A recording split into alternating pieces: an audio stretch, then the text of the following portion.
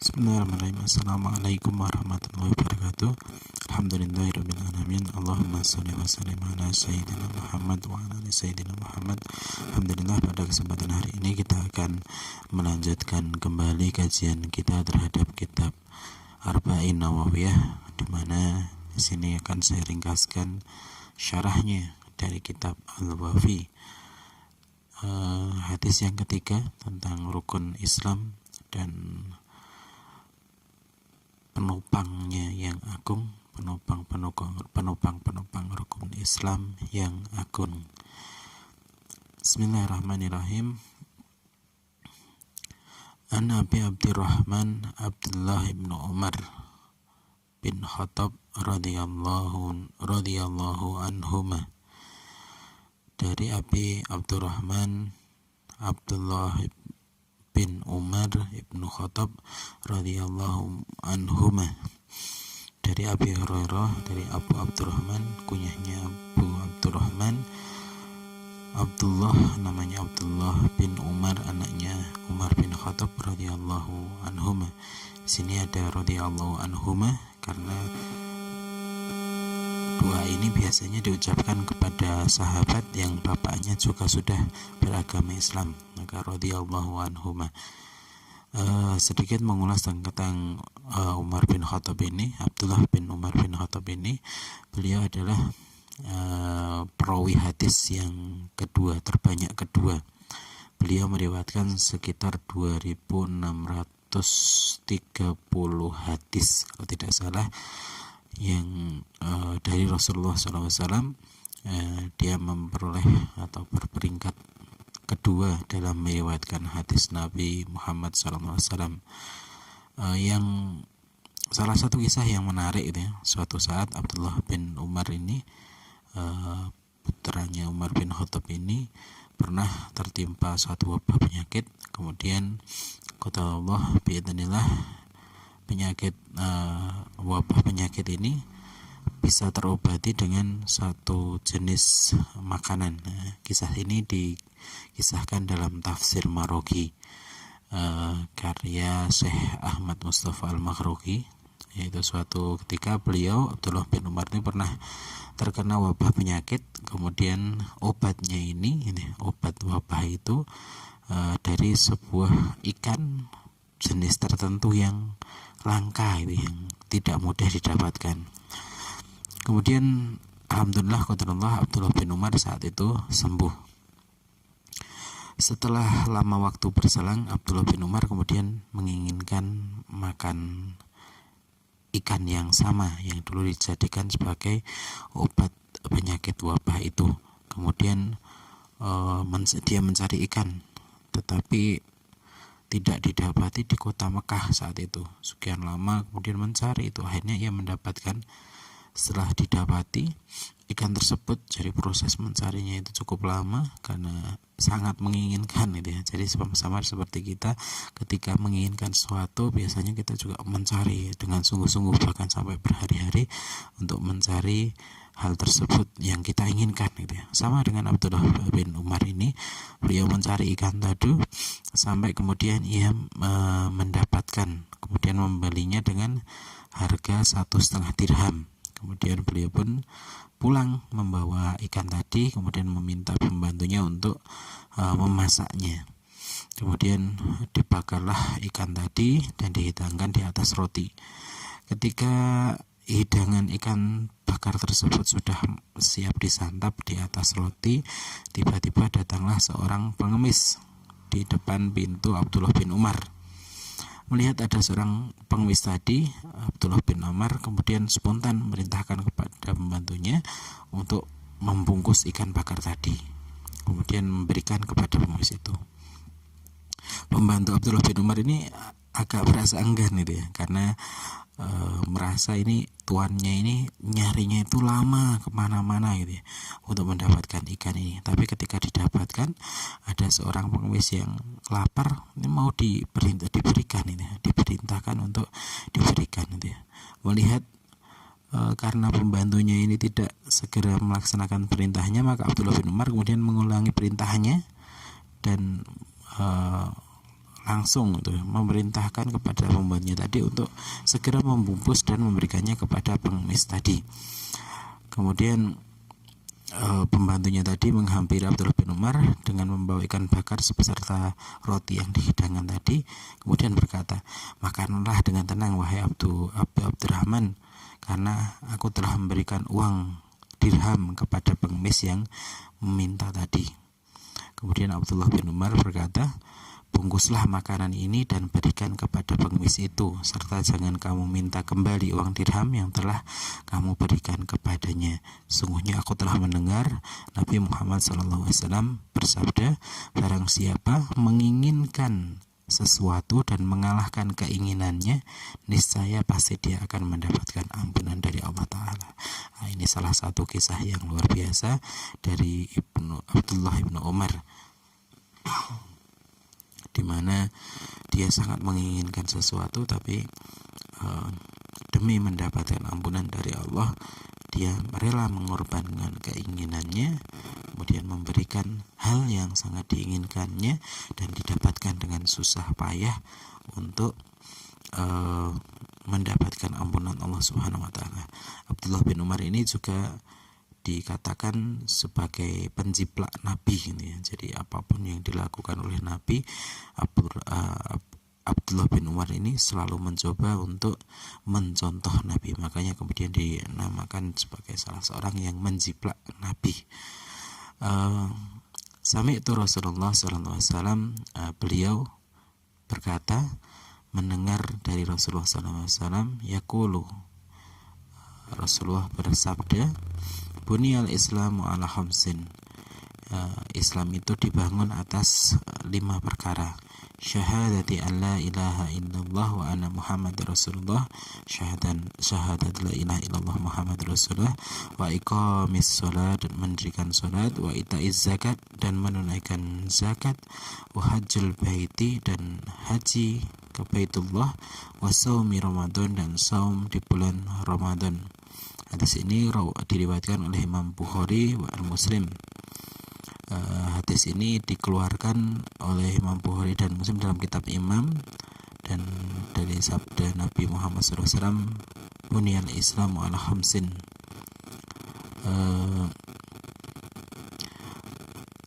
Hadis ini, buniyal Islam, buniyal itu fi'il madhi mabni majhul, yang asal katanya dari bana yabni binaan, yang artinya dasar-dasar atau pondasi, dasar-dasar atau pondasi. Ala khamsin, atas 5 perkara, dibangun atas 5 perkara. Di dalam riwayat yang lain ada ala khamsatin, yang artinya 5 penopang atau 5 rukun, dan ala artinya min atau dari. Syahadatin an la ilaha illallah, itu syahadat, artinya ikrar dan percaya, alla ilaha illallah Muhammadur Rasulullah, aku bersaksi bahwa tidak ada ilah selain Allah dan Nabi Muhammad adalah utusan Allah Subhanahu wa taala. Wa iqamis salat, dan mendirikan salat, wa itaiz zakat, dan membazar zakat, wa hajjil bait, dan haji ke Baitullah, wa shaumi Ramadan, dan puasa pada bulan Ramadan. Ahamiyatuhu, atau kandung kedudukan hadis ini adalah tentang rukun Islam, yang merupakan hadis yang sangat tinggi kedudukannya. Hadis ini merupakan salah satu di antara pilar Islam yang menjadi pokok-pokok hukum, sebab dengan hadis ini akan diketahui seluruh ajaran Islam dan rukun-rukunnya, di mana rukun-rukun ini telah dinyatakan tegas di dalam Al-Quranul Karim. Isi dan kandungan hadis tadi, lafadzul hadisnya sudah langsung kita bacakan sesuai dengan terjemah hadisnya. Isi dan kandungan hadis dan hikmah dan apa yang ada di dalamnya. Yang pertama adalah binaul Islam, atau bangunan Islam. Rasulullah SAW menyerupakan Islam atau agama yang beliau emban ini agama yang mengeluarkan manusia dari kufran sehingga dia berhak masuk surga dan dihindarkan dari neraka dengan sesuatu fondasi atau bangunan yang kokoh yang berdiri di atas dasar-dasar dan kaidah-kaidah yang teguh. Dijelaskan bahwa kaidah yang kokoh ini terdiri dari 5. Yang pertama adalah bersaksi bahwa tidak ada ilah selain Allah atau tidak ada Tuhan yang berhak disembah selain Allah dan Muhammad adalah utusan Allah.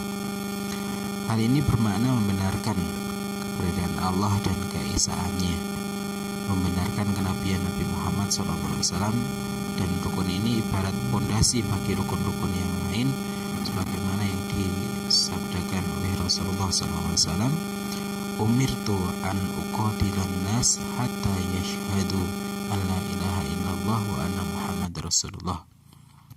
Rasulullah bersabda, aku diutus untuk menyeru manusia hingga dia bersaksi bahwa tidak ada Tuhan yang berhak disembah selain Allah dan Nabi Muhammad adalah utusan Allah Subhanahu wa taala.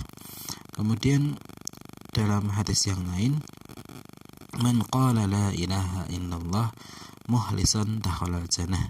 Barang siapa yang mengucapkan la ilaha illallah, tidak ada ilah Tuhan sembahan selain Allah, dengan ikhlas, maka dia akan masuk ke dalam surga. Kemudian yang berikutnya adalah iqamatis sholat atau mendirikan sholat.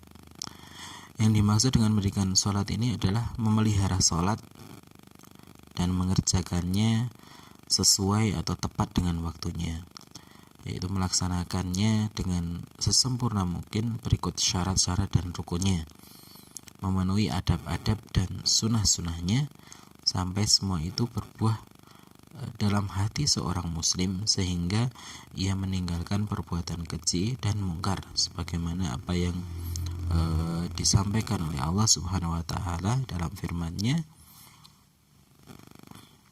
inna sholata tanha 'anil fahsya'i wal munkar. Sesungguhnya salat itu mencegah dari perbuatan keji dan mungkar.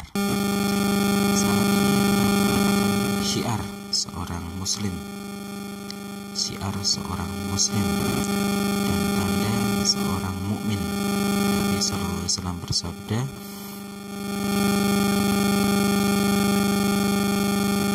baina rajulin wa baina syirki wa kufri tarkus sholat.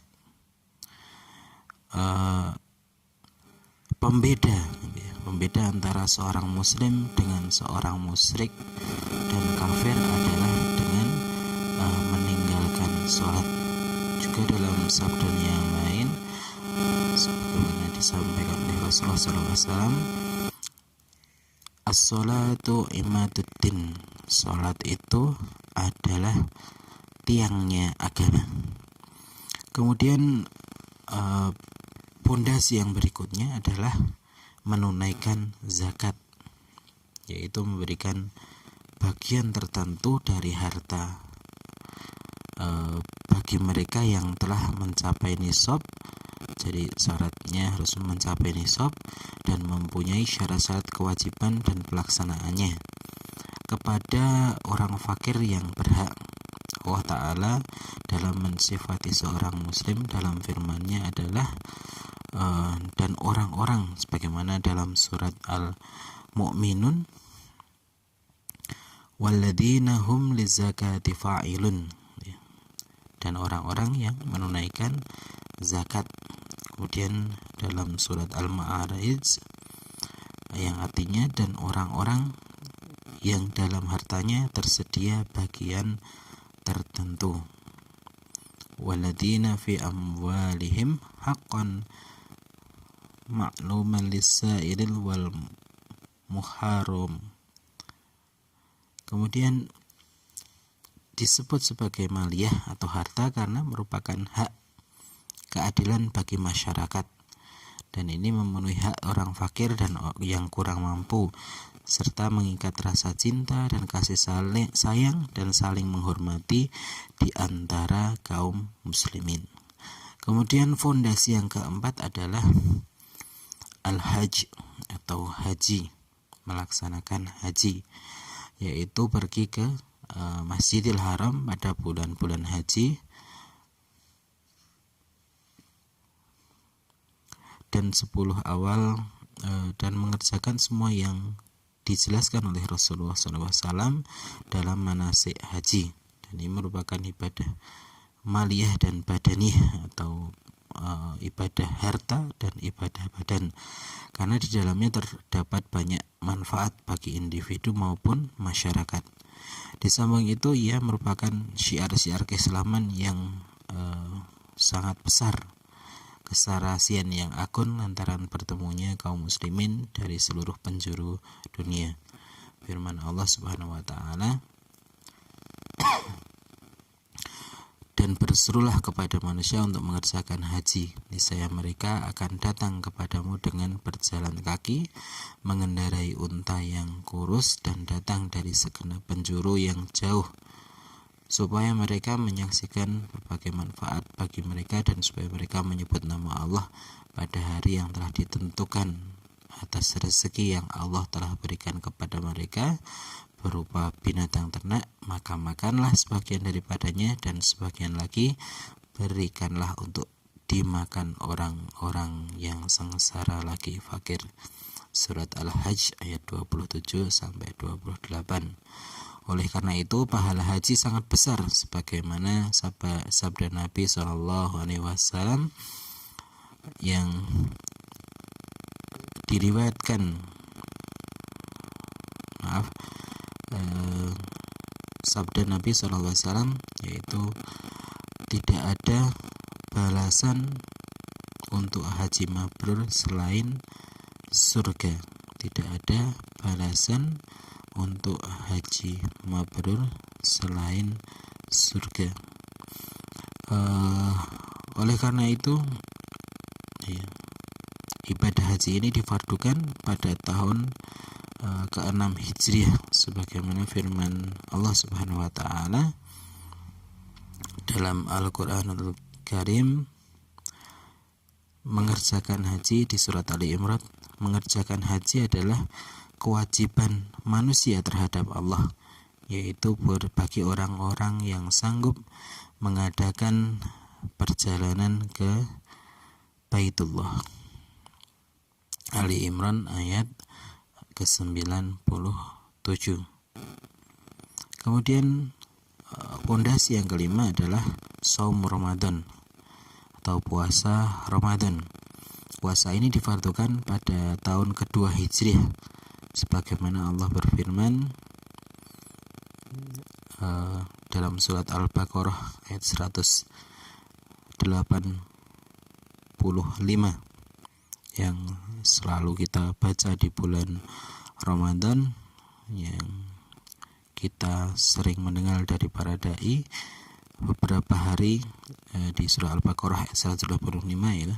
Beberapa hari yang ditentukan ialah bulan Ramadan, bulan yang di dalamnya diturunkan unzilah fil Quran sebagai petunjuk bagi manusia dan penjelasan mengenai petunjuk itu dan pembeda antara hak dan yang batil. Karena itu barang siapa di antara kamu hadir di negeri tempat tinggalnya di bulan itu, maka hendaklah ia berpuasa pada bulan itu.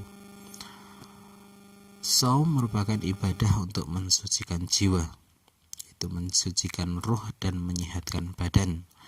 Barang siapa yang melakukan puasa Ramadan demi melaksanakan perintah Allah dan mengharap keridhoannya, maka niscaya semua itu akan menghapus keburukannya dan menjadi sebab dia masuk surga. Nabi SAW bersabda, "Man shoma Ramadhana imanan wa ihtisaban, ghufira lahu ma taqaddama min dzambih." Barang siapa yang berpuasa Ramadan dengan penuh rasa keimanan dan kesungguhan, maka akan diampuni dosa-dosanya yang telah lalu. Lalu apa hubungannya itu antar rukun Islam ini?